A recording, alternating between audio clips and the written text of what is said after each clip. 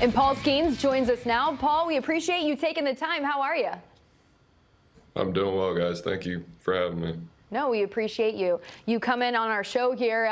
Let's get to what we've seen from you so far this season. You're off to a fantastic start, it seems like. So what's been working so well for you? Yeah, I've been throwing strikes, executing four or five pitches in the zone, getting a lot of swing and miss against some pretty good hitters. So it's been going well. I know when the Pirates drafted you last year, in your first meeting with them, you said you wanted to try to add a two-seamer to your mix because you said the four-seamer was a little too much of a dead zone pitch.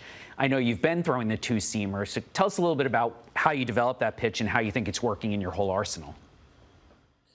Yeah, so I had the two-seamer at LSU. I just didn't get to throw it a whole lot in the college season just because of how it matched up against right-handed hitters. And it not that the four-seam's a dead zone pitch per se, but it having two fastball shapes makes you respect both of them a little bit more, or a lot more, because you can't really hit both by being in between. You have to pick one or the other as a hitter. So the goal was to throw the sinker more in pro ball than I did during the season, and so just been executing that since then. Paul, you're off to a great start, but as the Pirates organization as a whole, everybody is talking about just the farm system and how strong this future is for the Pirates organization. Your short time with this team, what have you learned about the Pirates as a whole?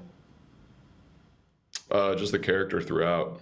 We have a lot of character in the AAA locker room right now. I know, getting to know the guys in the big leagues, it's just a lot of character there. Just really good humans and hard workers and great players, obviously too. But it's throughout, and I think it's pretty clear that. I mean, I'm not in the draft room, but that's something that the Pirates definitely factor in for sure. Is the guy's character and how well he's going to fit in, in the system and around the other guys. So that's something that fires me up for sure about the system as a whole.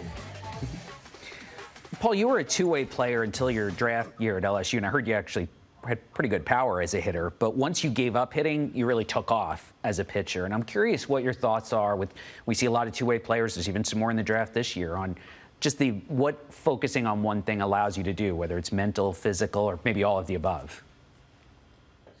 I mean, I hit throughout the fall at LSU, and I had a really good fall as a hitter. Even hit into the spring a little bit, but it wasn't.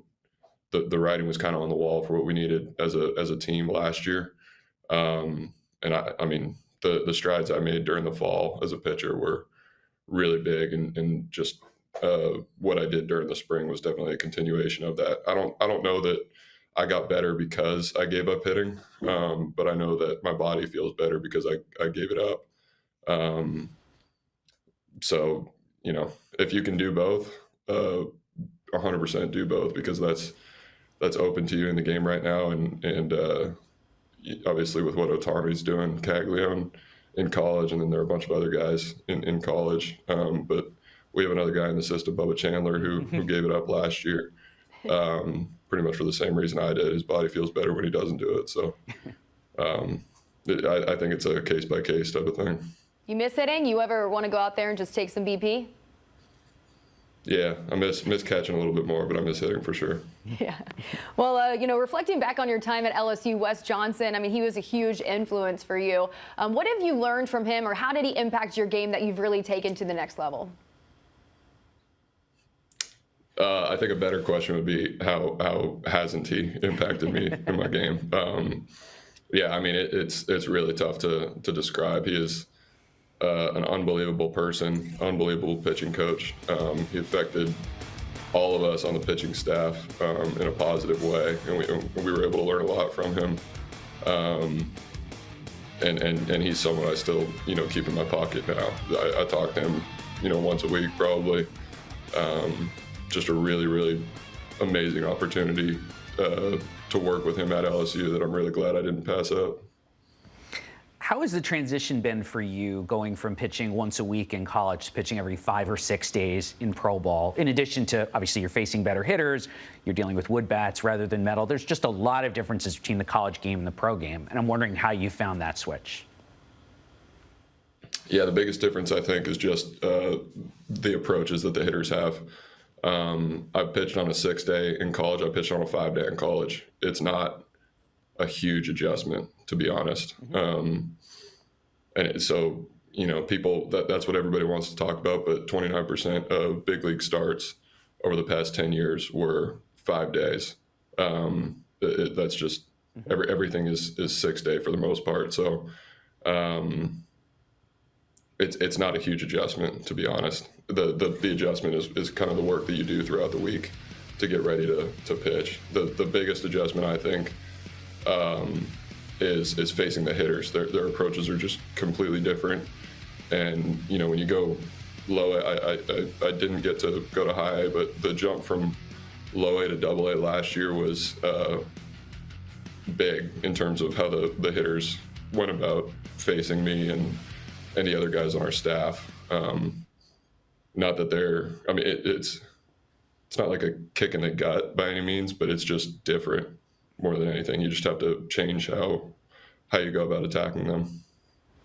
Paul, you've stirred up a lot of buzz since being drafted, and when you look at guys like Jackson Holliday and his quick ascension through the minors and now in the big leagues, and now all eyes are on you, how do you drown out that noise and that added pressure? Yeah, I don't think there is any added pressure. It's just, I get to go out there and play a game. That's my job. And as soon as they feel I'm ready, I'm going to go up there. And there's not a whole lot that I can do right now other than playing well. I'm sure there's a lot of talk, out there. I don't see any of it. I don't really care about any of it. It's just a matter of going out there and playing well, and everything else is going to take care of itself. So that's the only thing I'm concerned about.